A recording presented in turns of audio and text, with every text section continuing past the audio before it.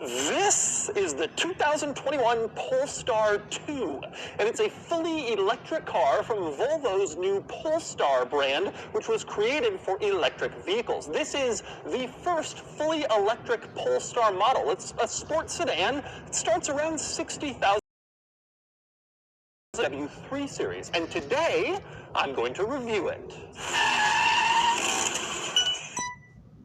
Before I get started, be sure to check out Cars and Bids, which is my new enthusiast car auction website for cool cars from the modern era. We've had some great sales recently on Cars and Bids, including Tesla. We've done incredibly well selling Tesla models on Cars and Bids. Model S, Model 3, Model Y, Model X, all of them, we've sold them all on Cars and Bids, and you can see here some of our Tesla results. They've all been fantastic, and we've done very well with Tesla. So if you're looking to sell your Tesla or any other interesting or cool car from the 1980s and up, Cars and Bids is the place to do it. You'll get the most views, the most bids, and the most interest. And if you're looking to buy a cool car from the modern era, check out Cars and Bids with an amazing selection at carsandbids.com. So let's talk Polestar 2.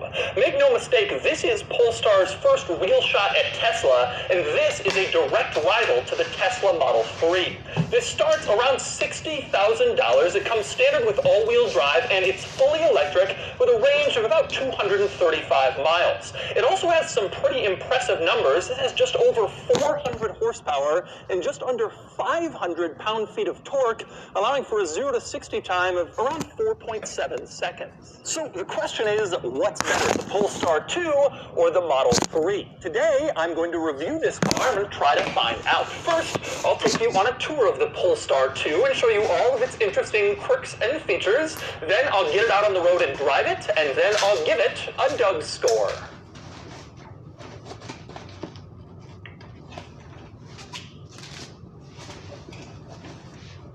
Alright, I'm going to start the quirks and features of the Polestar 2 with getting in. There's a surprisingly large amount to discuss here. I want to start with the key, which is just a regular Volvo key, since Polestar is Volvo's electric luxury brand, except this Polestar key has the Polestar logo in the corner, but otherwise it's basically just Volvo. More interesting, though, is the activity key. That would be this thing, and you can see it's smaller than the normal key, but it still gives you access to the car. The theory here is, if you're going to do something outdoorsy or fun and you don't want to take the regular key because you're worried you might lose it or damage it, you bring the activity key. It's smaller, easier to put in a shoe or a pocket or whatever, and it's even waterproof up to 30 feet, meaning that you can dive with your activity key and then come back to your Polestar 2 and unlock the door and get inside, and you don't have to worry about messing up your regular key. But there are more interesting quirks worth noting before you climb inside. One is the taillights. When you unlock the Polestar 2, you can see the taillights do this cool dance, kind of letting you know that the car recognizes you, and it's just neat to see. More and more automakers are doing these lighting dances when you approach the car, but this is kind of a cool one. Also cool with the lighting on the outside of this car, when you approach it, you can see a Polestar in the roof on top. When you walk up to the car, that just looks cool. The Polestar logo at a place you would absolutely never expect it, and I think that's kind of a neat touch if you notice it. And speaking of the Polestar logo, you'll see a lot of Polestar logos on the outside of this car, but you won't see the word Polestar anywhere. You got a Polestar logo on the trunk, on the front, on all of the wheel caps, but it doesn't say Polestar anywhere on this car, which I think is kind of strange for a new vehicle from a new brand. Trying to raise awareness? No, not this car. They're just trying to keep it subtle and cool, and you gotta know what it is. Very strange, I think, for a new brand. The only place it says Polestar on the outside of this entire car is on the brake light on the side. You can see it says Polestar, very tiny. No one would ever notice that. Most people will get behind this in traffic and they'll have no clue what it is. But anyway, next up we climb inside the Polestar 2. There are a lot of quirks and features to discuss in here, but when you're getting inside, you'll notice the doors windowsill, even that doesn't say Polestar. Again, just the Polestar logo. They are really keeping it subtle on this car. You really have a hard time figuring out exactly what it is. But you climb inside, and to start the car, you just kind of go. There's no start button. You don't put a key anywhere. You just kind of get in. It recognizes you're there. You shift into drive, and you go. There's no starter or stopper, frankly, to turn it off. You just put it in park, walk away, and it turns off automatically. A little bit hard to get used to, but that's how it works. But anyway, once you get going, you just shift into gear using this weird gear lever. It's like a strange hexagon with a hole through the center and an illuminated Polestar logo at the bottom. I must say, I actually kind of like this gear lever, but it's certainly a little unorthodox for an unorthodox car. Now, next up, I want to move on to technology, because that's a big part of this new crop of electric cars, especially when you're competing with the Model 3, which has some fantastic technology. In the center, you have this large screen that is very different from screens in other Volvo models. The Polestar 1 had pretty much a Volvo system. This is a totally new thing, completely new generation, and it's operated very differently. This is your home screen. You can see it's divided into 4 sections. You have your navigation system, you have your media player, your phone, and then you have a little assistant. You can tap it and, I guess, just tell it what you want it to do, sort of like Siri on Apple devices. Now, navigation is done through Google Maps, and I must say it is tremendously easy to use. To use Google Maps, you just tap it, inputting a destination is easy, looking at the map, moving it around, everything very easy to use with the navigation system in this car, just tremendously simple and very responsive to your touch, which of course is really important. Now on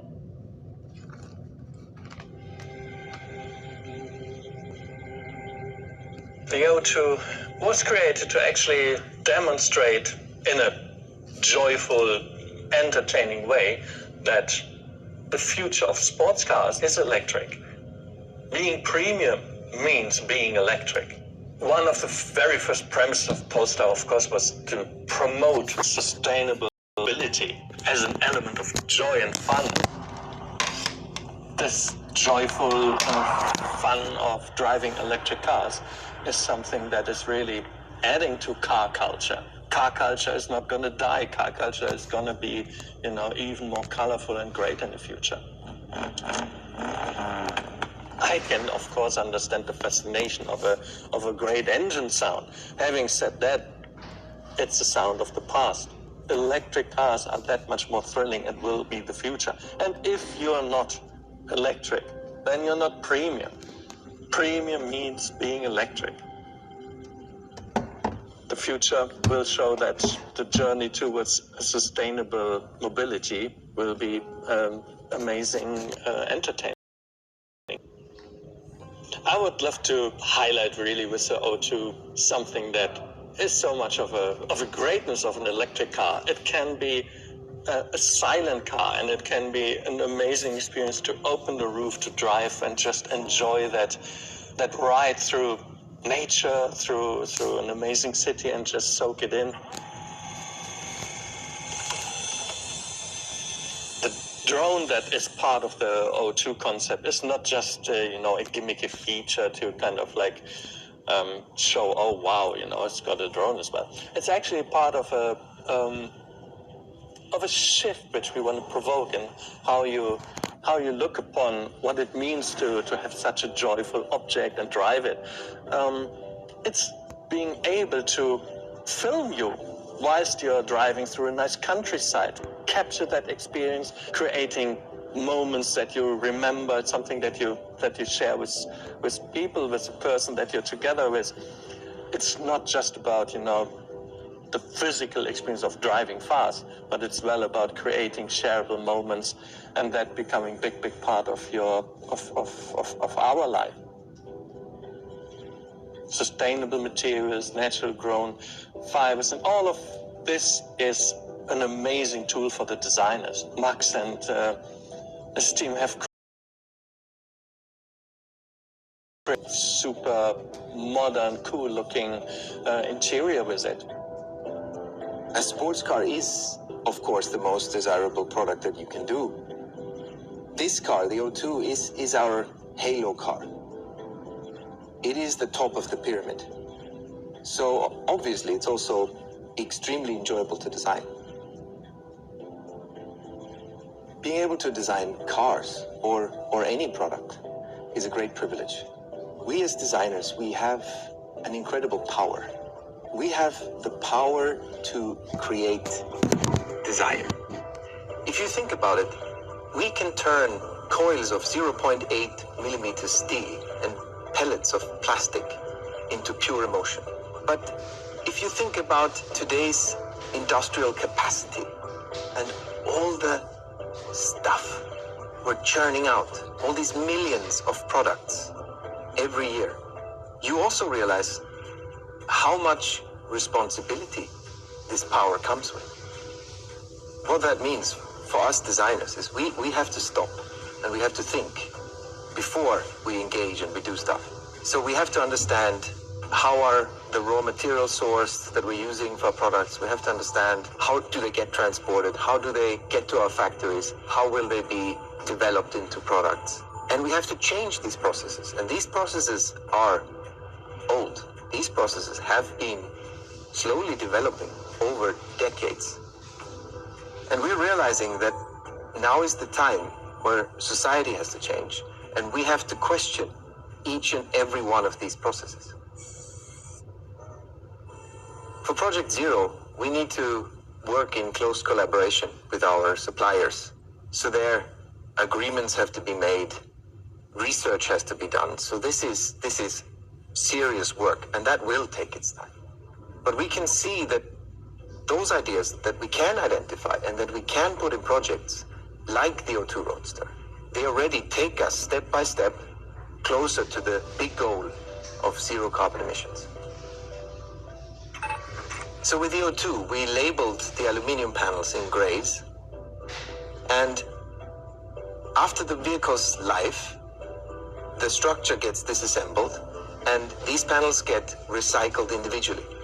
And that way, they retain their structural properties and can in the next vehicle be again used in the optimal context. In today's automotive interiors, there are all these beautiful materials: wood, aluminium, leather, polymers. And they all get bonded together permanently. They cannot be recycled. These materials are lost for society. So monomaterials, they make up all the soft components of the O2's interior. That means, since they are all made from one highly recyclable thermoplastic, after the vehicle's life, they can be recycled as one material. And not only that, it can be recycled over and over again, which is a big step towards circularity. What we're already seeing today is that we as designers, together with engineers, we get inspired by all these new processes and ideas and technologies that we're looking into. And our job now is to implement these things into today's and tomorrow's products and make those things desirable. The O2, for me, is proof that you can take the right steps towards circularity, the right steps towards sustainability, and at the same time create highly desirable products. Design is our core. Joyful objects of mobility that bring us on the way of a CO2-free mobility. That's our mission, that's our vision, and that is what Polestar is pursuing.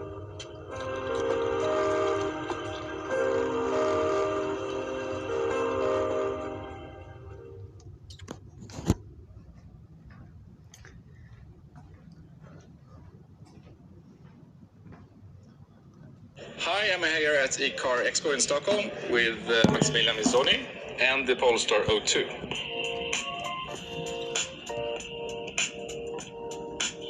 Hi Maximilian, what's your role in the Polestar O2? So I'm head of design. I lead the design team at Polestar. I used to be head of exterior design at Volvo, and then I moved to Polestar probably 2-3 years ago, or maybe a bit before that. It was a very fluid transition, if you will. Yeah. And now we're here with the Polestar O2. Yes. Why is it named O2? So O2 stands for oxygen, And it's like, if you think about what electrification can do for open cars, for example, this would be then the connection to the name. I mean, it's quiet, it's no exhaust, so all you get when you open the roof is pure oxygen. Is it fair to say that this is your first sport car? No, actually not.